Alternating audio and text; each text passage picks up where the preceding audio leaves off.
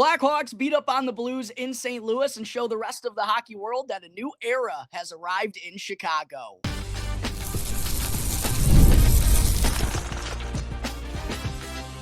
You're Locked On Blackhawks, your daily podcast on the Chicago Blackhawks, part of the Locked On Podcast Network, your team every day. What's going on, Blackhawks fans? Welcome back to another episode of Locked On Blackhawks, part of the Locked On Podcast Network, your team every day. As always, I'm your host, Jack Bushman. Make sure to go and follow Locked On Blackhawks on Instagram if you haven't done so already, as I mentioned on yesterday's episode. And I also got to let you know real quick that, again, today's episode is sponsored by FanDuel. Go and download the FanDuel app now, or check out FanDuel.com to get $300 worth of bonus bets when your first $5 bet wins.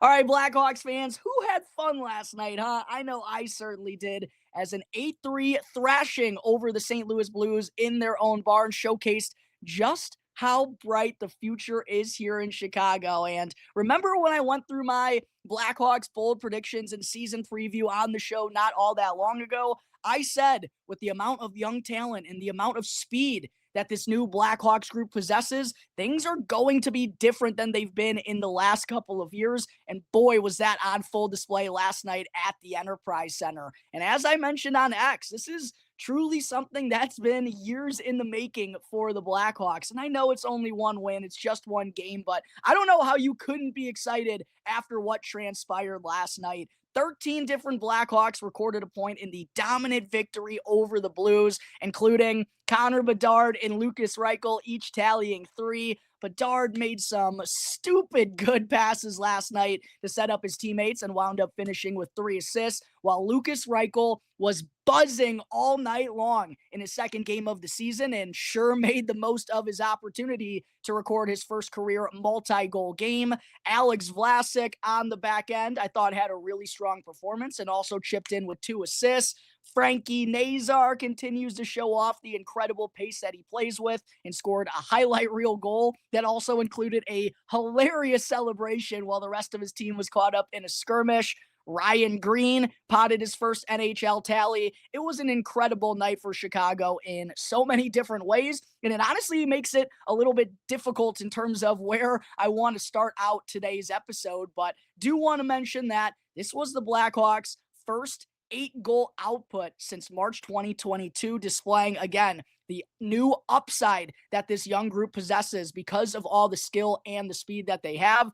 First 8-goal output for the Blackhawks since Patrick Kane and Jonathan Toews were still on the team in March of 2022. It was also the most goals the Hawks have scored against the Blues in 15 years, and it was also their first 5-goal victory in St. Louis since February of 1996. But you know what I really loved most about this performance last night, Blackhawks fans, is this team never stopped until the final horn sounded. The Blackhawks and Blues, it was a very entertaining opening 20 minutes, which is really all you can ask for when the puck drops at 9 p.m. Central Time, right? It's a whole lot easier to be awake and enticed throughout the course of a hockey game when it gets off to the start that it had last night in a late night contest. We saw Ilya Mikheyev open up the scoring and pick up where he left off in Monday's win over the Utah Mammoth, where he potted 2 of the Blackhawks' 3 goals. He probably scored the easiest goal he'll ever have in his entire career, capitalizing on a brutal giveaway by Blues goaltender Joel Hofer. That now gives Mikheyev 3 goals on the season, 3 goals in his last 2 games, and also goals in 3 consecutive games now against the St. Louis Blues. We did see St. Louis respond right back just over a minute later to even up the score 1-1. But again, I love the response and the resiliency that this team displayed throughout the course of the game. Lukas Reichel, less than a minute later, goes and gives the Blackhawks the lead right back, racing into the offensive zone and beating Hofer with a shot from a bad angle, but good things happen when you put the puck on net, and I loved that mentality from Reichel and also the young Blackhawks early on in this game when it was clear Joel Hofer was not on top of his game. St. Louis did even up the score once again, but I still thought the Blackhawks had the right mentality all night long. And then in the second period is really when we saw things shift heavily in their favor. Probably the best period of the entire season so far for the Blackhawks. And I do want to mention that before they had their 3 unanswered goals in that middle frame, in the opening minute of the second period, Arvid Soderblom made a sensational post-to-post glove stop to rob Blues forward Jordan Kyrou. That would have given the Blues a 3-2 advantage early on in the second period. Who knows what would have happened the rest of the game had the Blues been able to find the back of the net there. Maybe they were the team that goes and gets the momentum for the remainder of the contest after that one, but I thought it was a really crucial and key save made by Soderblom that allowed the Blackhawks to go and do what they did in the rest of this game. The opening goal from the Blackhawks in the second period that put them back ahead and put them in the lead for the remainder of the game as well was again scored by Lukas Reichel, but I thought it was just a tremendous all-around play by the Hawks in the offensive zone. Great play recognition by Alex Vlasic, first and foremost, to go and pinch along the left boards and poke that puck down low to keep the play alive. Connor Bedard with some unbelievable play recognition, and not only did we see, the creativity and the incredible playmaking out of Bedsy last night, but I also thought we saw, as I'll talk about a little bit later, the feistiness that's been on display early on this season, as well as the growth that he's shown on the defensive side of things. Incredible play recognition here behind the Blues net to go and force a turnover. He immediately gives it up to Vlasic at the point who was open, and then Reichel gets a piece of Vlasic's shot for a second goal of the game. That put the Blackhawks ahead 3-2. And then Frank the Tank, my guy Frankie Nazar, with an awesome coast-to-coast rush and some great recognition by Nazar of his own here too, as he recognized that Jake Neighbors was the one back on defense for the Blues. It's a forward, not a defenseman, and he makes a beautiful maneuver to lower his shoulder and then poke the puck in between Neighbors' stick, get his stick there to go and roof a shot over Joel Hofer's glove. That ended up getting Hofer pulled momentarily, even though he would return early on in the third period. But an incredible dipsy doodle type of move by Nazar there for a second goal of the season. And I also want to give a lot of credit to Tyler Bertuzzi for a remarkable kick pass on the zone exit that allowed Nazar to go and corral that puck with some speed. Good play by Nazar as well to stay below the puck just in case Bertuzzi didn't go and win that battle, but was in the perfect position to go and then capitalize in transition and pull off that incredible rush and finish that gave the Blackhawks a 4-2 lead. And then with Jordan Binnington coming into the game for the Blues, Jason Dickinson gave him a warm welcome by beating him with a wrist shot that further extended the Blackhawks lead to 5-2. That was Dickinson's first goal of the season. He also had another phenomenal night, just like he did in his return to the lineup on Monday against the Mammoth. Incredible period from the Blackhawks, as I said a moment ago. Probably their best period of the entire season so far, as they led 14-8 in scoring chances, 6-2 in high danger chances, and 3-0 in goals for at even strength. But again, you know what I love the most, Blackhawks fans, is this team, they didn't stop in the third period and they kept their foot on the pedal up until the very end. And how many times have we seen Blackhawks teams in the past in this type of situation up a couple of goals going into the final frame, and it just turns into full-on slap shot regatta out there for the opposing squad, and the Blackhawks are hemmed into their defensive zone for the remainder of the period, just trying to hold on for dear life. No. That was not the case last night in St. Louis, as the Blackhawks continued to add to their lead in the third period. And I think that just perfectly captures the difference of this Blackhawks team, the difference under head coach Jeff Blashill. Really strong third period to go and put a stamp on the statement win over St. Louis. Ryan Donato joined in on the goal scoring party after leading the Blackhawks with 31 goals last season.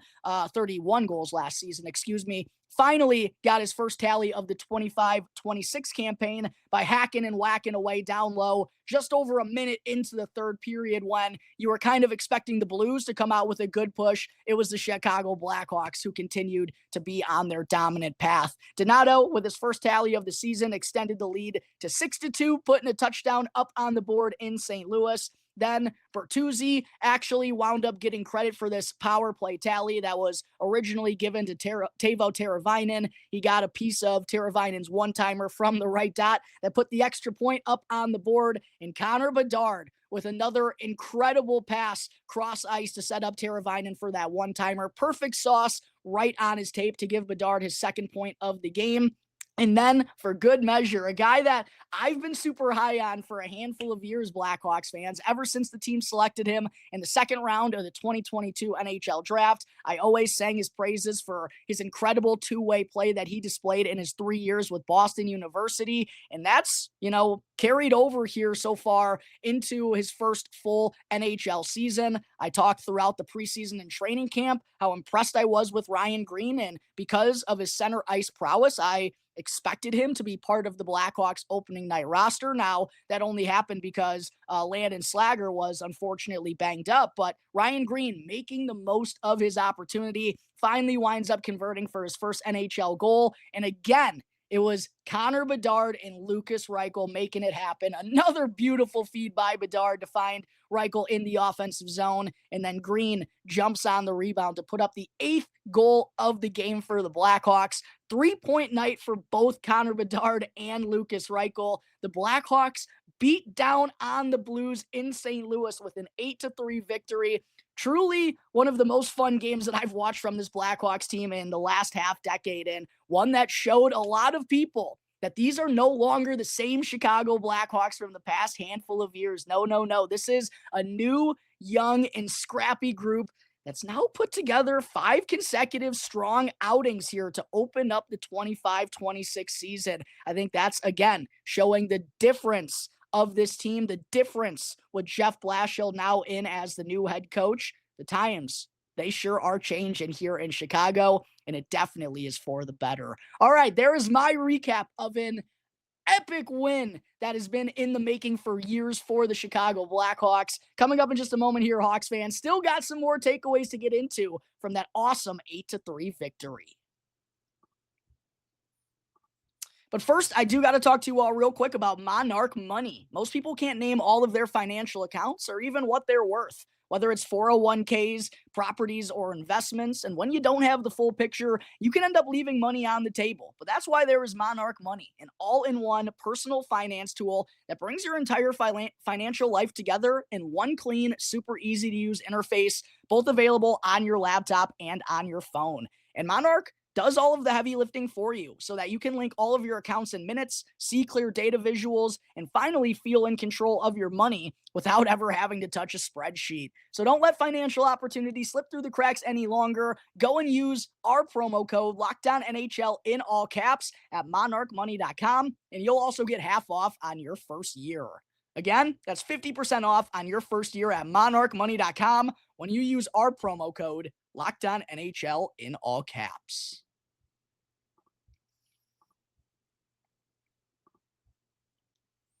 Real quick, just a reminder to please go and smash that like button and subscribe to Locked On Blackhawks on YouTube if you enjoy what you're watching here today or enjoy what you watch on a daily basis. Thank you very much out there for all of the support. Segment 2.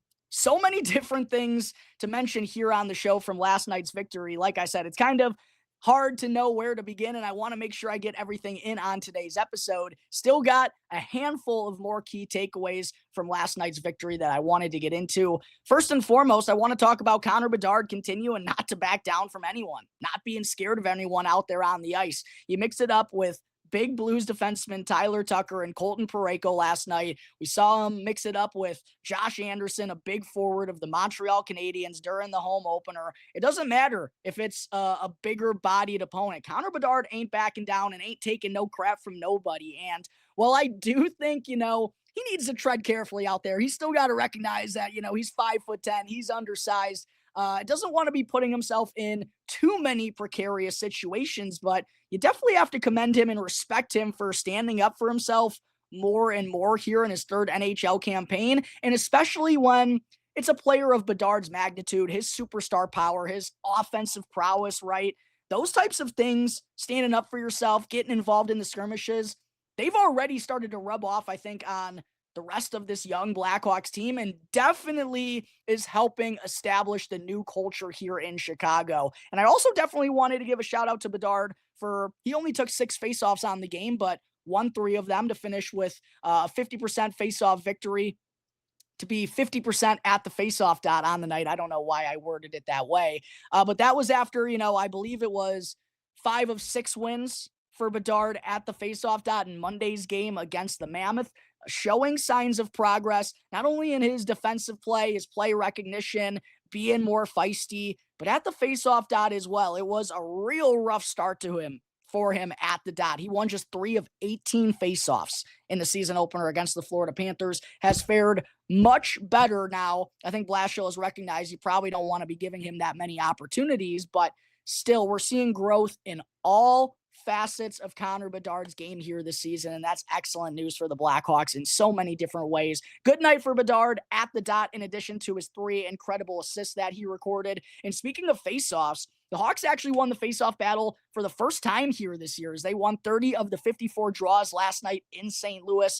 Jason Dickinson was instrumental in that, winning 11 of his 16 draws. So massive in so many key ways defensively at the faceoff dot, and chipping in on the offensive side of things in the last couple of games since returning from an injury as well. He was excellent once again on that third line, along with Ryan Donato, who potted his first goal of the season. Ilya Mikheyev had a 2-point night and kicked off the scoring for the Blackhawks. And then shout out to Frankie Nazar as well. Struggled at the dot through the opening 20 to 30 minutes, but really turned things around in the final frame. And again, just kept playing until the final horn sounded, despite what the score, suggested, and that the Blackhawks were likely on their way to a second consecutive victory. The boys didn't stop, and Nazar played his best at the faceoff dot at the least there in that third period to win 8 of 15 draws on the game. Definitely helped the Blackhawks play with the puck more last night in St. Louis. Another thing I got to mention, Hawks fans, is the speed being so evident for this young group. And that, again, aids in the higher offensive upside and ceiling that this team has had in quite some time. Frank Nazar, on his coast-to-coast rush, hit a top speed of 22.6 miles per hour on his goal. Connor Bedard for the game had a top speed of 22.02 miles per hour and continues to show everyone that he's a whole lot faster than he was in his first 2 NHL seasons. And that was kind of a part of his game that was really critiqued, I think, by the national media and stood out to a lot of people that, compared to some of the top level players in this game and the superstars in the NHL, Bedard was kind of lacking that game-changing speed. Well, he certainly added that to his repertoire over the summer. I talked on the show about the incredible work that Bedard was putting in during the offseason, and boy, has that made a worlds of difference in his game through the opening 5 contests. And then Lukas Reichel as well had a top speed of 21.56 miles an hour last night. He was buzzing every shift that he received, and the Blackhawks being able to fly around and make plays all over the ice is just such a welcome change of pace after being one of the slowest and oldest teams in the NHL last season. They are now one of the youngest and fastest groups in the entire league. I also want to give a huge shout out to Arvid Soderblom. I mentioned the excellent save that he made early on in the second period. He shed the St. Louis struggles that he's had throughout the course of his career. And when I went through the preview of this matchup with the Blues on yesterday's show, I mentioned that I thought there were a lot of things that I guessed wrong on yesterday's preview, to be quite honest, but obviously wasn't aware of what was going to transpire in the next hour after I posted it, which I will be talking about here in segment 3. But a main reason I said during the preview on yesterday's show that I expect Spencer Knight to get the start for the 4th time in the opening 5 games was because Soderblom had just such putrid numbers in his career, not only against the Blues, but especially at the Enterprise Center. Well, he finally shed that last night in this dominant 8-3 victory, stopped 20 of the 23 shots that he faced, and a lot of them were really good in the opening 30, 35, 40 minutes or so. The Blues, their pace that they played with in transition gave the Blackhawks some fits, particularly in the opening 20 minutes. I believe the high danger chances were 6-0 in favor of the Blues in that first period, despite the score being tied up 2-2. The Blackhawks were a little sloppy with their transition defense, but Arvid Soderblom made some incredible saves saves to, like I said, keep that game tied early on in the second period and to really rebound in a big way after really struggling in this building early on in his career. A lot of key stops that he made, including that one in the second period to get his first win of the 25-26 season. Also, Wyatt Kaiser, who I talked about on yesterday's episode, his defensive growth that we've seen so far early on in 25-26 has been incredible, been one of the best defensive defensemen in the entire league so far this season. And that continued last night against the Blues as he finished as a +2, had a secondary assist on Frankie Nazar's coast-to-coast goal. Beautiful ring around by Kaiser on that play that led to Tyler Bertuzzi kicking the puck over to Frankie Nazar. But the one play I really wanted to mention with Kaiser, I posted on X an incredible defensive sequence to shut down Jordan Kyrou when entering the Blues offensive zone with some speed, turns his back to kind of create some separation against Kaiser and give him an extra second to make something happen. Kaiser shut that down instantly and then made a great play along the boards to go and strip Kyrou of the puck and get the clear. That's exactly how it's done. Textbook defense there shown by Wyatt Kaiser and his incredible start to what's really his first full NHL season as well. I know he's already played over 100 NHL games, but throughout the last couple of years, he's been bouncing back and forth in between Chicago and Rockford. That's not going to be happening any longer for number 44. He's off to an incredible start and finished as a +2 in this game. Artie Levshinov, the 19-year-old, was back in the lineup for a second straight contest. Didn't wind up on the stat sheet, but finished the game as a +3, was on the ice for 3 goals for to none against at even strength. And I think the biggest thing for Levshinov, as I've talked about on the show, is he just needs to provide a steadier and more calming presence out there on the ice. I think he just at times tries to do a little bit too much, and that can kind of get him into some trouble. Well, I thought he had a real simple showing last night in St. Louis, and that's what you kind of need to do sometimes as a young defenseman. I know it's not sexy. I know it doesn't grab the attention of the fans like we saw Frank Nazar and Connor Bedard and Lukas Reichel do last night. But these are the types of games that Artem Levshinov needs to have in order to show progress. And he had a couple of good opportunities in the offensive zone as well. I thought it was altogether his best game here of the 25-26 season. Last but certainly not least, want to talk about Lukas Reichel's speed once again. Definitely a factor. He is definitely one of the best skaters on the team. We just need to see it, as has been the case for him so far in the NHL. And I know the Blackhawks and how they've handled him, I've said on the show time and time again, I don't think they've done Lukas Reichel any favors. But at the same point in time, when he gets opportunities in the past, he really hadn't made the most of them. He made the most and cashed in on his opportunity last night and showed that his speed can make a difference in this Blackhawks forward group. We just need to start to see it a little bit more consistently. And one thing I wanted to point out with Lukas Reichel, since the Blackhawks went with 11 forwards and 7 defensemen last night once again, that meant that Reichel and Greene, who were skating together on the fourth line, got a lot of shifts along with Connor Bedard. And 2 of the 3 goals that Lukas Reichel contributed towards, he was on the ice along with Connor Bedard. So while it was a fourth line role for Lukas Reichel last night that led to a 3-point showing, he was playing with the most skilled player on the Chicago Blackhawks when he made his biggest impacts on 2 of the 3 tallies. And I don't think that's surprising. I think that's kind of what we all have been saying, that Reichel doesn't fit well with like true bottom 6 guys, true bottom 6 grinders who don't have a lot of skill. It's not all that surprising to me that when he got an opportunity to get some extra shifts along with Connor Bedard, that led to him having his best showing in the last 2 years for Lukas Reichel, first career multi-goal game.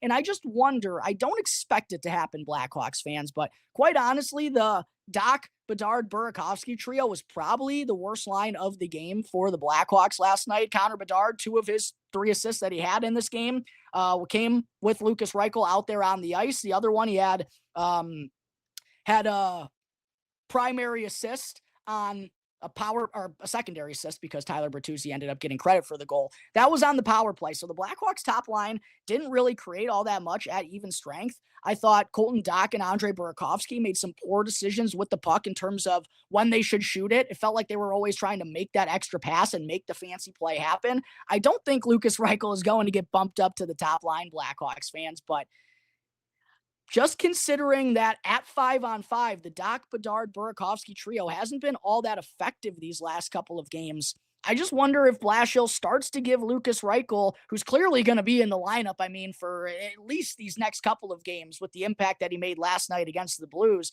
I just wonder if Blashill is going to try to get Reichel some extra shifts along with Bedard because, A, that suits Reichel better than it does getting consistent reps with guys like Sam Lafferty or Ryan Greene down there on the fourth line. Both, decent skaters, but their offensive prowess isn't the staple of their game like it obviously is for Connor Bedard, and that just leads to Reichel meshing better with the player of Bedard's makeup, and also playing a guy with the pace of Lukas Reichel along with Connor Bedard definitely gives him more upside. And Andre Burakovsky, I do think the speed that he plays with has definitely been evident these last couple of games, but it hasn't necessarily clicked along with Connor Bedard aside from the primary assist that he picked up on that goal that Bedard tallied against the Boston Bruins. I'm not expecting the Blackhawks to go and shake up the top line after this game, but I just wonder if we're going to see Bedard continue to get some extra shifts along with Lukas Reichel because their skill sets mesh really well with one another. All right, there is everything I have from the young and fun Blackhawks officially arriving on the national scene for everyone to see on NHL on TNT last night in St. Louis.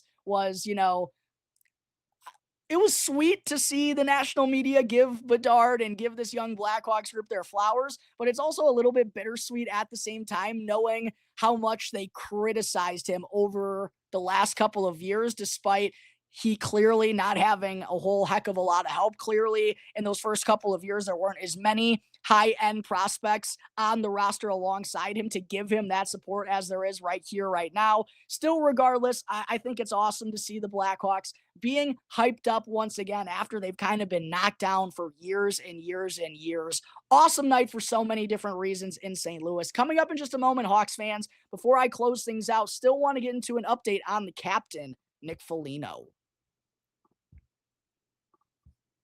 But first, I also got to show some love to another one of today's sponsors, which is FanDuel. The NFL season is now in full swing, and FanDuel is making sure you're ready for every kickoff with a can't-miss offer. Because right now, new customers can bet just $5, and if your bet wins, you'll get $300 in bonus bets to use all across the app. And what I personally love about FanDuel is that it's super quick, it's easy, and the best way to add a little more energy to your Sundays. With player props, same-game parlays, and more ways than ever to now get in on the action, are you ready to play? All you got to do is go and download the FanDuel app now or visit FanDuel.com in order to get started. Again, that's FanDuel.com or the FanDuel app to place your first $5 bet and get $300 worth of bonus bets when it wins.